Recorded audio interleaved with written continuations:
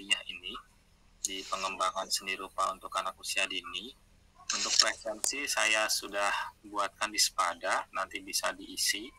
Saya setting sampai siang hari, jadi waktunya panjang untuk mengisi presensi.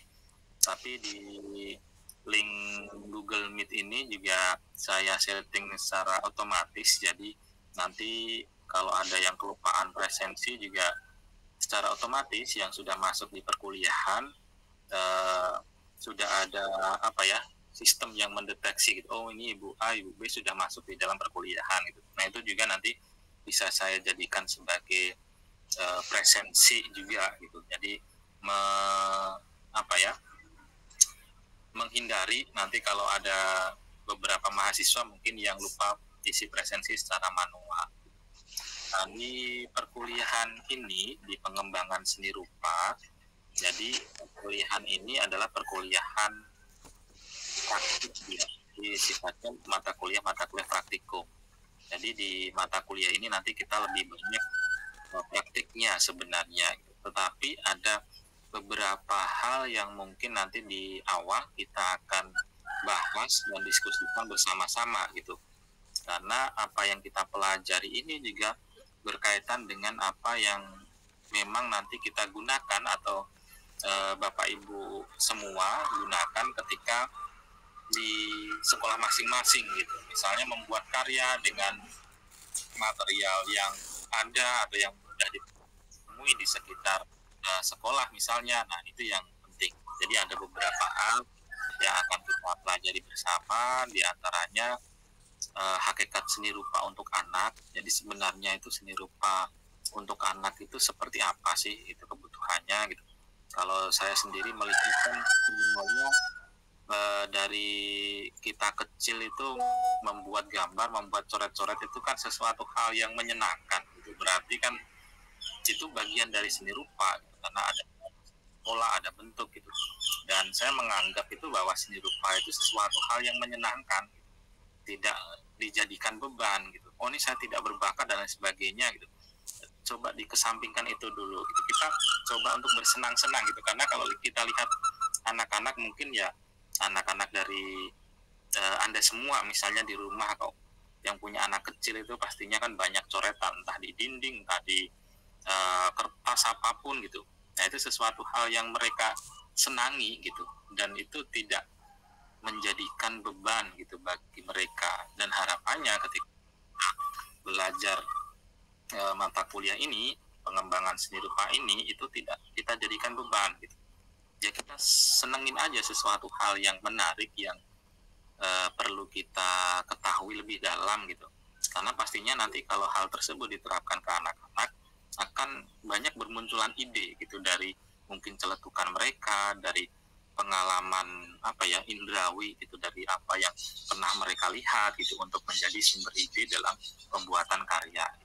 Yang pertama ada hakikat seni rupa anak, terus seni rupa anak itu sendiri, apakah fungsi seni rupa di dalam kehidupan sehari-hari mereka gitu. Karena apa yang mereka pahami terkait dengan dunia ini itu awalnya kan dari visual. Anak-anak tahu kalau itu Indomaret, apa itu Alfamart misalnya, kan tahu ikonnya gitu. Entah warnanya, entah maskotnya. Bu, ini ke toko itu yang ada semutnya misalnya kan. Nah, itu kan merujuk pada satu lokasi tertentu. Nah, itu kan berkaitannya dengan visual. Nah, nanti akan kita bahas itu juga. Terus juga yang penting juga adalah memahami karya gambar anak. Juga sebaliknya gitu, bahwa ketika kita menyampaikan misalnya praktik ngajar gitu, menggambar di kelas, juga harapannya apa yang kita contohkan di depan kelas itu juga dipahami oleh anak-anak gitu. Misalnya ibu mencontohkan, oh ini kita menggambar contoh binatang buas ya, misalnya ibu menggambar buaya gitu. Tapi sementara anak-anak lihatnya, Bu, itu kok kayak cicak misalnya. Nah, ini kan sesuatu yang berbeda gitu. Nah, harapannya tidak terjadi mispersepsi itu. Begitupun juga ketika kita mengamati gambar anak-anak, walaupun juga di dalam sajian visualnya, artinya mungkin apa yang di mampu anak-anak itu belum seperti apa yang kita mampu untuk mengekspresikan bentuk. Makanya kadang kan kita bisa melihat karya anak-anak yang mungkin bentuknya masih acak-acakan, tapi dia bisa menceritakan banyak hal gitu dari apa yang gambar hasilkan itu gitu. Apa yang kita mungkin tidak paham gitu, tapi dia bisa bercerita panjang lebar gitu. Oh, ini saya menceritakan kemarin saya itu pergi diajak ke kebun binatang, ada binatangnya ini dan lain sebagainya. Walaupun secara visual gambarnya belum mewakili itu gitu, tapi memang itu yang akan kita pelajari bersama-sama. Ini sebentar, ini harusnya bisa saya share. Nah, ini pengembangan seni rupa. Nah, ini oke. Saya izin share ini dulu. Jadi pemahaman karya gambar anak. Nah, jadi di dalam satu semester itu nanti kan ada 16 kali pertemuan ya, 16 kali tatap muka. Tapi nanti 16 kali pertemuan itu juga tidak semuanya kita harus laksanakan tatap muka secara daring gitu. Karena nanti ada beberapa waktu yang bisa juga kita sepakati waktunya untuk pengerjaan proyek secara mandiri gitu. Jadi Anda bisa mengerjakan beberapa proyek dan tidak harus tatap muka, tapi koordinasi untuk proses pengerjaan proyek itu kita bisa lakukan dengan koordinasi lewat WA group gitu. Jadi bagaimana Bapak Ibu progresnya untuk pembuatan karya ini misalnya. Nah, ini saya bagi menjadi dua, ada awal semester sampai tengah semester, ini yang akan kita pelajari bersama. Tadi ada hakikat seni rupa anak, terus ada fungsi seni rupa anak dalam kehidupan anak sehari-hari gitu. Jadi mereka memfungsikan dalam tanda kutip seni rupa ini untuk apa mereka. Misalnya anak-anak yang perempuan kan belajar bikin masak-masakan pakai alat-alat gerabah misalnya, atau yang laki-laki bermain peran dengan mereka membawa pistol-pistolan atau pedang-pedangan menjadi pahlawan. Nah, itu kan bagian dari imajinasi dalam seni rupa. Terus juga media dalam berkarya seni rupa anak ini nanti tidak akan kita bahas. Jadi media-media apa saja yang pas dan digunakan dan cocok untuk anak-anak gitu ya. Terus juga ini tadi yang saya maksud, membuat gambar dan mengidentifikasi gambar. Kita membuat gambar, mencontohkan sebuah gambar agar tidak mispersepsi seperti apa. Nah, begitupun juga ketika kita mengidentifikasi gambar anak-anak gitu. Contohnya misalnya ini gitu. Nah, yang menjadi unik gitu di anak-anak itu kan apa yang mereka lihat secara visual, secara langsung itu ketika dibuatkan atau ketika diubah menjadi karya gambar itu juga harus tersampaikan secara keseluruhan. Makanya di dalam gambar gajah ini itu mulutnya, matanya itu ya harus ada dua, walaupun gajahnya terlihat dari samping gitu. Ada telinganya kecil di sini, walaupun bentuknya mungkin tidak proporsi, tetapi apa yang mencoba atau apa yang dicoba untuk anak visualkan itu paling tidak komponen-komponen itu ada semua gitu. Nah, ini akan kita pelajari juga sama-sama. Terus nanti berkarya dengan material yang tersedia, apapun ini materialnya. Jadi masing-masing individu mahasiswa dengan latar belakang geografis gitu di sekolah yang berbeda-beda pula. Ada yang dari daerah A, daerah B misalnya. Kalau di kelas ini yang paling jauh dari mana, Ji? Ada yang dari luar pulau? Yang paling jauh dari mana ini? Kelas 1D.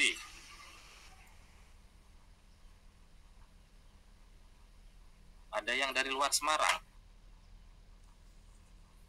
Saya bukan Pak. Saya Magdalen. Saya Magdalen, Pak. Saya Wonogiri, Pak. Oh, oke. Masih Jawa ya, Pak. Ada beberapa kelas yang mahasiswanya dari luar Jawa, ada dari Aceh, dari Bali semester lalu ya, ada dari Kalimantan gitu. Nah, ini kan karakteristik geografisnya pasti berbeda. Terus apa yang disajikan di lingkungan di mana mahasiswa itu berada kan beda-beda juga. Misalnya ini kita membuat karya dengan material yang ada. Nah, material yang ada di lingkungan itu apa aja, sangat banyak sekali. Ini saya contoh atau ambil contoh yang umum, misalnya batu. Itu batu batu taman lah misalnya, atau batu sungai. Ini bisa kita jadikan sebagai media untuk berkarya. Selain batu apa ya, banyak juga, misalnya yang daerah rumahnya dekat dengan penggergajian atau pengusaha mebel misalnya, potongan-potongan kayu itu kan juga bisa. Atau mungkin yang ada di daerah pesisir gitu, daerah pesisir itu kulit kerang hijau itu kan bisa juga untuk media berkarya.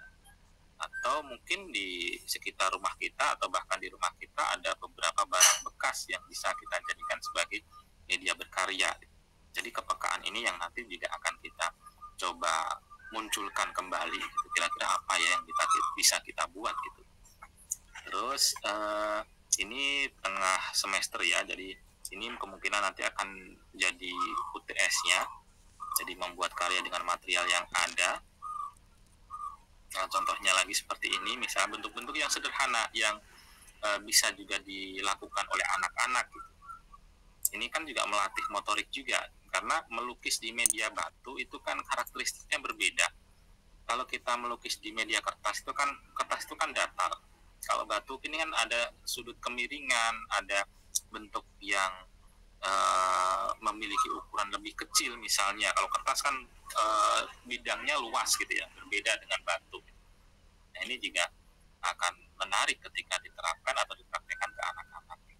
Nah, terus cat yang digunakan apa nanti gitu. Nah, ini nanti kita bahas juga. Terus ada mencetak.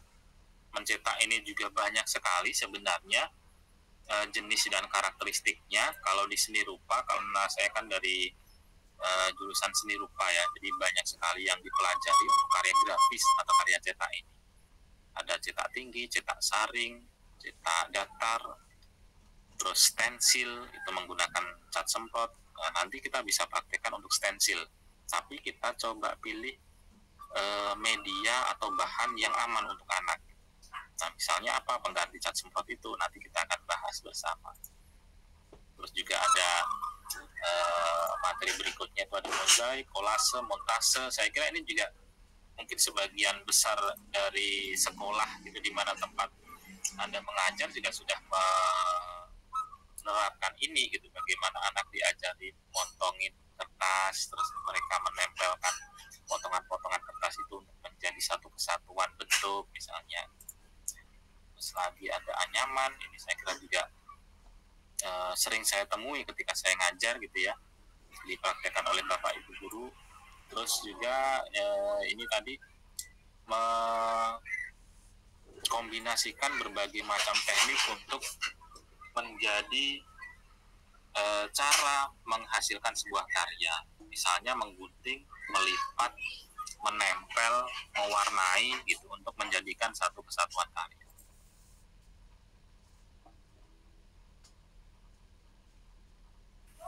Nah, itu kurang lebihnya. Jadi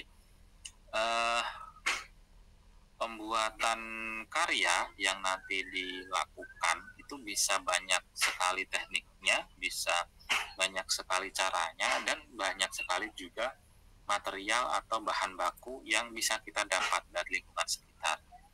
Nah, ini contohnya karya dengan teknik ini yang umum ya, 2 dimensi misalnya seperti ini. Tapi nanti ada juga karya-karya 3 dimensi yang memang memanfaatkan kombinasi teknik tadi gitu. Misalnya seperti ini misalnya. Ini pakai botol-botol bekas, entah botol oli, botol minuman air mineral, atau botol pengharum ruangan, atau mungkin juga botol parfum misalnya. Jadi kita mencoba untuk memaksimalkan gitu ya apa yang ada di sekitar kita untuk menjadi sebuah karya, menjadi bahan baku utama, menjadi sebuah karya. Dan ini sangat banyak lagi, nanti akan kita bahas bersama-sama. Nah, kurang lebihnya ini. Nah, itu kurang lebihnya sebagai gambaran di 1 semester di mata kuliah pengembangan seni rupa untuk anak usia dini. Nah, mungkin dari apa yang saya sampaikan ini ada yang ditanyakan, monggo. Terus ini juga saya informasikan juga untuk proyek atau penugasan nanti penguploadannya pastinya di Sepada, dan yang diupload dalam penugasan misalnya membuat karya tertentu itu cukup hasil karyanya saja gitu. tidak harus memvideo prosesnya. Saya percaya apa yang Anda kerjakan, Anda buat secara mandiri sendiri, jadi yang diupload nanti foto hasilnya saja. Untuk prosesnya nanti kita bisa diskusikan juga sewaktu-waktu di WA Group. Jadi saya bisa bertanya atau berkomunikasi dengan Anda kan sewaktu-waktu gitu. Misalnya saya menanyakan nih progresnya gimana nih untuk proyek karya, misalnya pembuatan lukisan dengan media batu atau stone art painting gitu misalnya. Nah itu kurang lebihnya gitu untuk perkuliahan dalam 1 semester untuk informasi awalnya seperti itu. Nah monggo kalau ada yang ingin disampaikan atau ditanyakan dari apa yang saya sudah jelaskan, silahkan.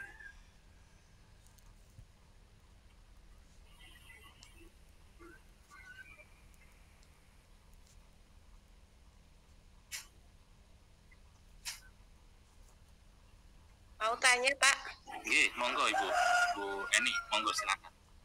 misalnya kan kita tadi yang Bapak sampaikan itu kalau dalam penugasan kan ada bimbingan ya kalau kita itu di grup atau mungkin ketika kita keep meet di Kimit ya Pak ya. Itu nanti kalau misalkan itu berarti kita memang praktek sendiri-sendiri di masing-masing dengan bahan yang menentukan itu Bapak atau kita gimana Pak? Atau kita memilih sendiri gitu? Kalau untuk praktek nanti kan ada beberapa materi yang akan saya sampaikan terlebih dahulu gitu. Misalnya minggu ini kita membahas tentang pemanfaatan bahan yang ada di sekitar kita gitu, entah bahan bekas ataupun apapun lah misalnya gitu. Nah misalnya kita atau saya memberikan contoh yang ya umumnya bahan ini ada di sekitar kita, misalnya batu, atau kita melukis menggunakan material batu gitu misalnya. Tapi tidak menutup kemungkinan juga di tempat-tempat yang lain atau mungkin tempat ibu gitu ya, batu ini jarang atau susah ditemui misalnya. Ya kita coba cari alternatif lain. Kira-kira apa yang sekiranya karakteristiknya bisa menyerupai batu misalnya. Pecahan genteng kalau saya dulu ingat kecil kan ada anak-anak perempuan yang marut itu ya, pecahan genteng untuk jadi bentuk oval, bentuk apa, untuk jadi apa ya, biasanya kalau engklek atau sudah manda itu kan, nah itu kan bisa juga untuk menjadi pengganti batu. Atau misalnya kalau di sekitar lingkungannya pesisir misalnya karang atau kerang hijau, kulit kerang hijau itu kan bisa juga dijadikan sebagai media untuk berkarya. Terus nanti terkait dengan misalnya kan stone art painting, berarti kan melukis di media batu itu atau melukis di media apapun yang ada di sekitar Anda, misalnya tadi kerang hijau atau pecahan genteng. Nah ini kan alat dan bahannya itu kan berbagai macam jenis sebenarnya. Ada yang mungkin di daerahnya mudah didapatkan cat akrilik atau cat poster gitu, atau cat styrofoam misalnya. Tapi yang di daerah lain mungkin kesulitan juga gitu. Adanya mungkin sombo atau pewarna makanan atau mungkin cat air misalnya. Nah kalau cat air atau sombo itu kan juga susah atau tidak maksimal ketika diterapkan di media batu atau di media pecahan genteng misalnya, atau di media kerang, karena dia karakteristiknya warnanya itu transparan. Nah kita harus mencoba untuk gimana benda itu ketika diwarnai dengan cat yang karakteristiknya transparan itu bisa nempel atau bisa bagus gitu.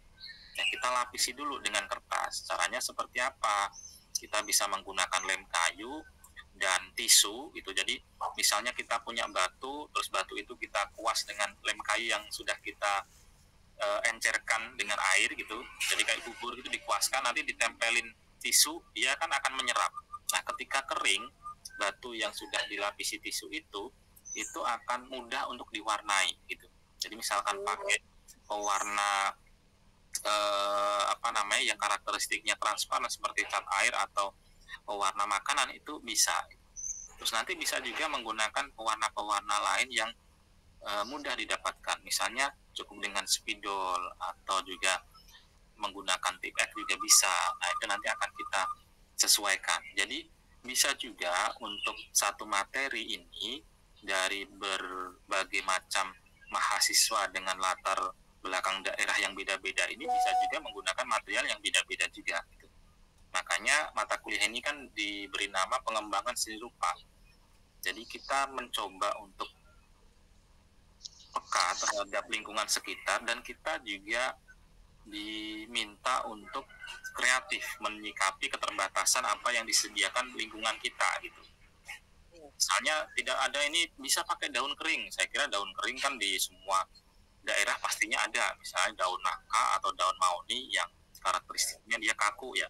Jadi itu yang digunakan untuk media berkarya misalnya. Jadi seperti itu Ibu. Ya, terima kasih Bapak. Jadi di mata kuliah ini memang nanti lebih banyak juga kita berdiskusi ya, karena dari letak geografis dan mungkin hal-hal yang ada di lingkungan kita atau di sekitar kita ini berbeda-beda yang bisa dimanfaatkan sebagai media berkarya. Ini saya akan ada proyek juga dari Kementerian Kebudayaan yang nanti akan dipresentasikan dalam bentuk pameran seni rupa itu di bulan Mei tanggal 13 sampai 17 gitu. Jadi saya menjadi bagian dari tim panitia yang nanti menyelenggarakan pameran yang bertema Craftopia Heritage gitu. Jadi membendakan warisan budaya tak benda. Jadi ada beberapa konsep yang nanti akan divisualkan menjadi sebuah karya. Dan saya data kurang lebih ada sekitar 2.000-an karya dengan berbagai macam karakteristik yang berbeda-beda. Ada yang dari TK-TK itu membuat karya venture painting, ada yang melukis, ada yang membuat ilustrasi, ada yang membuat patung, ada yang membuat instalasi, ada yang video, ada juga yang performance art. Nah nanti monggo kalau yang dekat dengan Semarang atau berkesempatan berkunjung di Semarang di bulan Mei tanggal 13 sampai 17 itu acaranya di Kota Lama di Gedung Monet de Puis gitu, di Gedung Cagar Budaya itu 2 lantai akan kita gunakan sebagai pameran seni rupa dan pasar seni rupa. Nanti untuk pamfletnya akan saya share kalau sudah dibuat. Dan ini beberapa kelompok atau komunitas yang saya dampingi, baik mahasiswa ataupun komunitas di masyarakat, itu juga ada yang membuat karya dengan memanfaatkan media-media yang ada. Gitu. Ada yang memanfaatkan kayu, ada yang memanfaatkan karpet atau talang air gitu untuk membuat wayang. Nah ini kan ternyata banyak sekali ide-ide yang bersumber atau memanfaatkan bahan-bahan yang ada di lingkungan mereka untuk menjadi sebuah karya. Nah kurang lebihnya gambarannya seperti itu status semester ke depan ini. Ya. Adakah yang ingin ditanyakan? Tidak. Monggo kalau ada. Sudah cukup ya Pak ya? Sudah cukup jelas semuanya nggih? Oke, ini nanti silakan yang sudah bisa mengakses di Spada itu bisa presensi di Spada. Di sini juga sebenarnya yang sudah hadir di sini saya cek 45 termasuk saya. Itu sebenarnya saya setting di Google Meet ini juga siapa yang hadir atau masuk di dalam perkuliahan secara otomatis sudah terekam di sistem ya. Jadinya presensinya bisa saya ngecek di sini jadi melalui sistem ini. Jadi saya kira itu saja untuk pertemuan awal kali ini di perkuliahan pengembangan seni rupa untuk anak usia dini. Nanti kita lebih ke belajar bersama-sama, guys. Saya tidak menggurui, tapi pastinya saya juga akan mendapatkan masukan, pengalaman dari Anda semua di sekolah masing-masing dengan karakteristik yang beda-beda. Siapa tahu dari diskusi kita nanti di pertemuan berikutnya itu bisa menjadikan ide yang bisa juga nanti diterapkan di sekolah masing-masing atau mungkin saling share pengalaman. Oh ternyata dari Ibu A ini pakai itu menarik, kita coba terapkan di sekolah kita. Jadi bisa saling melengkapi. Nah harapannya itu bisa menjadikan hal yang positif untuk anak didik kita masing-masing. Saya kira itu dari saya untuk hari ini. Semoga nanti dalam satu semester ini kita diberikan kemudahan, kelancaran untuk mata kuliah ini. Harapannya ya semuanya bisa maksimal hasilnya ya di akhir semester gitu nggih. Itu terima kasih. Saya tutup untuk hari ini. Wassalamualaikum warahmatullahi wabarakatuh. Terima kasih.